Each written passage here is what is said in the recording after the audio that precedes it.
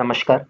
E office Hindi series में इस बार का जो विषय है वो है इंटरनल और एक्सटर्नल ऑप्शन, जो हमें सैंडिंग के वक्त आता है। जब हम कभी सैंड के लिए जाते हैं, जहाँ पर हम टू और सीसी वगैरह हमने देखा था, तो वहाँ पर दो आपके लॉगिन पे बटन से होंगे।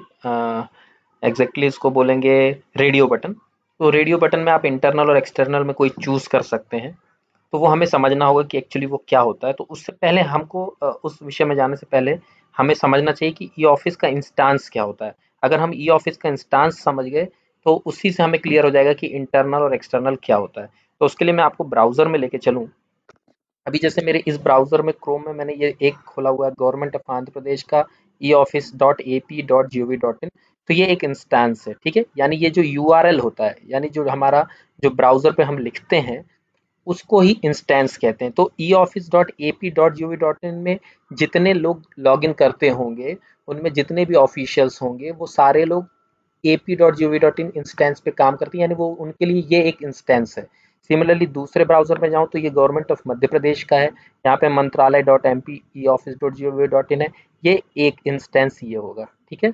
तो ये तो सेकंड इंस्टेंस हो गया, यानी मध्य प्रदेश के जो ऑफिशियल आते होंगे, इसमें वो उनके लिए एक इंस्टेंस होगा। और इसी तरह जो हम इतने दिनों से अपना डेमो चला रहे हैं, demo dot M P E office dot G O V dot in, ये भी एक तरह का इंस्टेंस ही हो गया। तो अगर in case M P government of Madhya Pradesh जो है, इनके एम्प्लॉयज जब आपस में इस इंस्टेंस में काम करते हैं और किसी को अपनी फाइल्स भेजते हैं, तो वो इनके लिए इंटरनल फाइल है, राइट। इसी तरह गवर्नमेंट ऑफ आंध्र प्रदेश वाले जो आपस में फाइल भेजते होंगे इस इंस्टेंस में लॉगिन करके, और अपने ही ऐसे कर्मचारी को या अधिकारी को भेजते होंगे जो इसी इंस्टेंस पे काम करते होंगे, यानी ap.gov.in पे, वो उनके लिए इंटरनल हो गया। मगर अगर मैं एपी वाले से एमपी में भेजूं, एमपी वाले से एपी में भेजूं, तो ये फिर एक्सटर्नल हो गया। विद इन स्टेट, ये स्टेट की बात नहीं है, विद इन स्टेट भी अलग अलग इंस्टेंस हो सकते हैं। लाइक आपका हो सकता है कि जो हमारे डिविजनल कमिश्नर ही रहती है, जहाँ पे डिविजनल कमिश्नर बैठते हैं, हो सकता है उनके लिए अलग इंस्टेंस क्रिएटेड हो।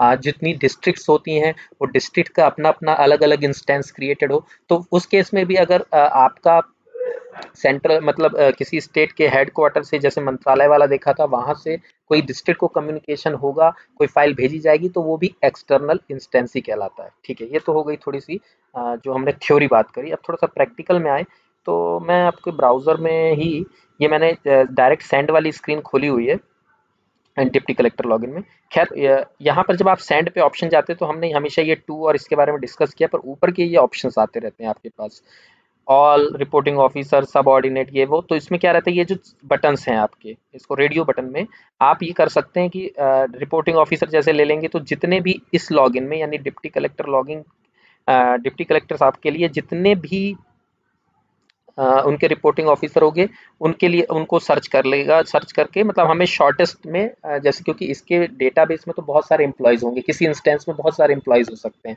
मान लीजिए 100 एम्प्लॉय हैं, लेकिन डिप्टी कलेक्टर के केस में मान लेते हैं 5 उनके रिपोर्टिंग ऑफिसर हैं।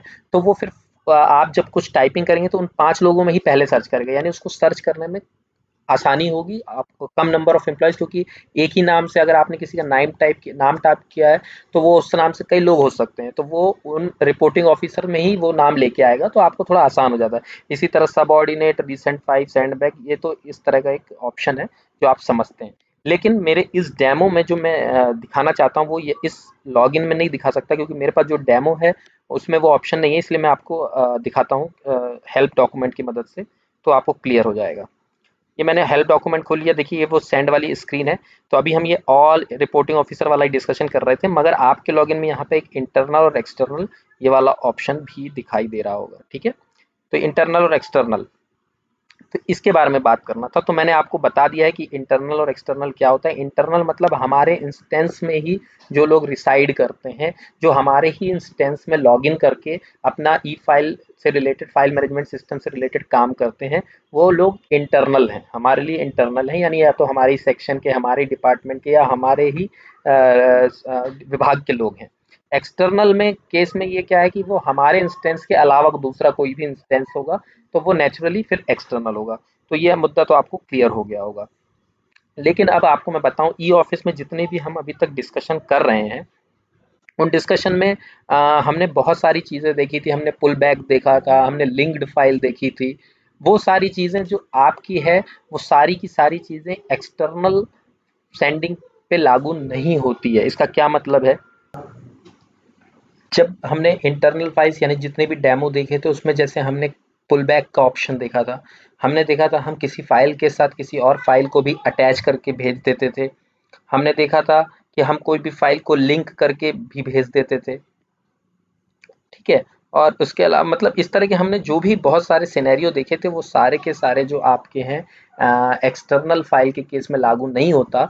इसका मतलब ये है कि पहला तो ये कि अगर आपने किसी एक्सटर्नल अपनी फाइल किसी एक्सटर्नल इंस्टेंस के व्यक्ति को भेजा है तो आप उस फाइल को पुल बैक नहीं कर सकते, भले ही उन्होंने फाइल इनबॉक्स में रीड की हो या ना की हो। राइट, ये एक इम्पॉर्टेंट है। दूसरा, मतलब ऐसे बहुत सारे सिनेरियो बन सकते हैं। मान लीजिए आपकी जो फाइल आप भेज रहे हैं उससे कोई फाइल अटैच है, आपकी फाइल कोई अटैच है तो भी आप उस फाइल को नहीं भेज सकते एक्सटर्नल।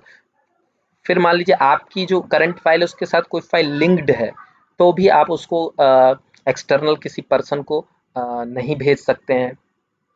अच्छा, एक इसमें आप देखिए कि आपके पास मैंने एक डेमो में बताया था कि फ़ाइल का हमने और रिसीट का हमने मूवमेंट देखा था। यानी कि कौन-सी फ़ाइल हमारी जो है वो किस व्यक्ति के पास कितने समय तक रखी रह गई, उन्होंने फिर किसको भेजा, किस डेट और समय को भेजा। तो ये आपके केस में मान लीजिए आपने किसी एक्सटर्नल डिपार्टमेंट में भेजा यानी किसी एक्सटर्नल इंस्टेंस में भेजा तो आप मूवमेंट भी चेक नहीं कर सकते क्योंकि नेचुरली वो दूसरे इंस्टेंस में तो आपके इंस्टेंस में वो इन्फॉर्मेशन कैसे कैप्चर होगी। तो मतलब आप इस उसको ये नहीं कैप्चर कर पाएँगे कि मतलब आपने जो फ़ाइल भेज दी फिर उसका क्या हुआ?